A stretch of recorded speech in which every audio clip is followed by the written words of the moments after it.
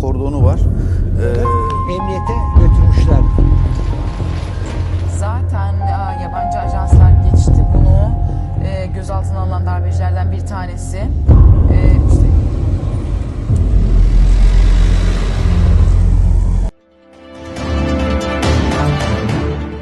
Welcome to Tactical Talk, this is Zain Khan. The Turkish coup was so unpredictable that it shook the world of geopolitics. Different countries had different narratives. Nobody really still doesn't know what happened. Today, the guest of our show is Merve Şebnem, a prominent Turkish journalist from Istanbul. She writes for the Daily Sabah and also appears on many Turkish channels. Welcome to our show, Merve Şebnem. This is Zain Khan. It's a pleasure to have you on Tactical Talk. Hello, Zain. It's nice to talk to you. Merve Şebnem, what time did you get to know that the coup was taking place, and what were the initial information that was coming out? Well, Zain, I heard the issue around 10 p.m. on the 15th of July. I saw unconfirmed reports on the agencies that's claiming that some soldiers seized weapons from police in front of the historical Beylerbeyi Palace on the Asian side of Istanbul. I was checking the news at that moment, and in a few minutes, a friend who was passing by the Bosphorus Bridge at that moment called me and said something unusual was happening, and the Bosphorus Bridge was blocked by the soldiers. Then I saw some tweets on social media from Ankara, actually, claiming that Turkish airspace was closed to traffic. And still, by F-16 fighter jets were flying low over the city. It was hard to determine that it was a coup attempt or it was a terror attack. It was suspicious, but unfortunately it was both. Then in an hour, it was confirmed as the coup plotters seized Turkish state broadcasting channel TRT and made this coup announcement. Turkish Prime Minister Binali Yildirim was then able to address the public and said that there was an attempt and that we will not surrender, we will resist. Actually, I was in a cafe close to Vatan Boulevard at the European side of Istanbul, where Istanbul Police Headquarters is located.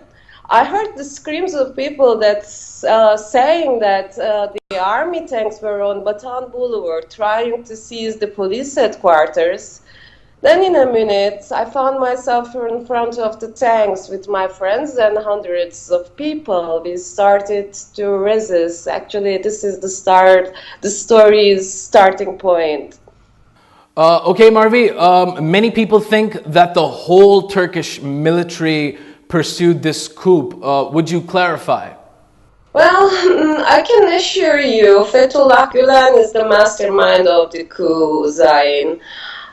From the very first moment, actually, Turkish people were aware of that Turkish army was not in it, but the Gulenists infiltrated into Turkish army were staging the coup.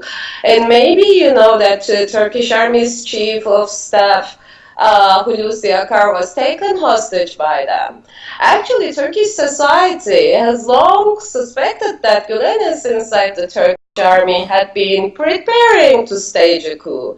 The Gulenists previously tried to overthrow the democratically elected government of Turkey in December 2013 via their corruption allegations, and they tried to take Erdogan and his son into custody, and their public declarations in the last 2 or 3 years actually revealed that something was on the horizon. They were trying to make something worse. And actually 2 days before the coup attempt, prosecutors in Ankara, the capital of Turkey, announced that the file that's seeking to extradite Fethullah Gulen, who is living in the United States, was finally ready and was sent to the Justice Department of Turkey. And the investigations against this terror group, Fethullah Gulen terrorist organization, have been proceeding consistently. So it was a matter of time for them to be to see that the Fethullah Gulen is about to extradite Turkey, so they had to do something. But unfortunately, since last year's two terror attacks, you know, that which have been carried out by the outlawed PKK and Daesh, had hit the headlines. So the Gulenist threat was overseen, ignored by the international media. Why did the coup fail and who was behind it, Marvi? Well, as I said, it was planned and staged by the Gulen soldiers loyal to the Fethullah Gulen instead of Turkish state or Turkish army. It was not Turkish army, but some terrorists who infiltrated in Turkish state in the last 30, 40 years, and it failed because even though they look powerful, they look like they have support in Turkey. When you look from the outside, actually they are not. Turkish people, no matter what they are, actually they can be secular or religious. They can be Kurds or Turks, Sunnis or Alevis. It doesn't. No one like the Gulenists. No one like their agenda. The public do not trust them for a long time. Millions of people on the streets that night knew that they were fighting against the Gulenists, not their army. It was not Turkish army. And actually it was, I know that from the international media, when you follow up the stories about Turkey, you see something else, but it's not actually happening in Turkey. What you see on the reports usually looks like another Turkey, a parallel Turkey, which actually surprised all of us. How damaging was this coup to Turkey, and do you think Turkey will get back to normal soon? Well, Zain, it was a big trauma, as you can expect. We lost more than 200 people, lots of friends, and thousands were wounded. In a calm night, while we were sitting at the cafes, restaurants, and at our houses, we heard that there was a coup, and we were on the streets fighting with these people, and the F-16 jets were flying all over us.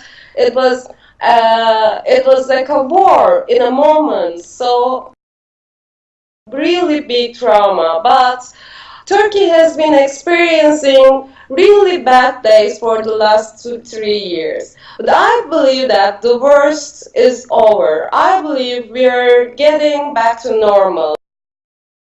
Rallies, these democracy walks have helped us to cure ourselves. We all get together on the streets, on the maidans, and it helped us. The Gulenists nested in Turkish state apparatus were like a cancer for all of us. So I think this terrible event was their last and final attack. As we faced them, as we fought them, we now think that we will be better than ever soon. Okay, Marvi, last question. Some people in the media are not supporting Turkish democracy, either directly or indirectly. As a Turkish journalist, somebody living in Turkey, how do you negate their opinion? Well, I stood against the Gulenists that night, Zain. I resisted it. A political party that I don't support can win the elections, and I can accept it. But I will never accept an authority that tries to take control by force. And anyone who defines themselves as Democrats can't argue against the simple fact, this basic principle of democracy. Democracy means people's will should rule. It's exactly that what's happening in Turkey, and we are still trying to protect our democracy. But as you say, some people in or out of Turkey, who says that their expertise is journalism, or trying to convince people that the democratic elections are not good for Turkey. In Turkey there is a tendency to being ruled very well, which is not. Actually, I think that Turkish foreign policy, especially towards Middle East, is not benefiting for some people's hidden agendas. That's why Turkey is being targeted with anti-Erdogan, anti-Turkey, everything black propagandas. But as we see, when they attack harder and harder, they see more in front of them. Now, they were targeting Erdogan first. Now, if they will dare, they will target Turkish people, which I hope they will not do, and they will stop, because it's not democracy what they are trying to do. It's democracy what the people want. Thank you so much, Merve Şebnem, for being on Tactical Talk from Istanbul. It was a pleasure having you. It was really nice to talk to you. Hope to talk to you soon, Zain. This was Merve Şebnem, a prominent Turkish journalist. We discussed the Turkish coup and clarified a lot of misconceptions that were coming out from different media houses. Until the next episode of Tactical Talk, this is Zain Khan. Take care and goodbye.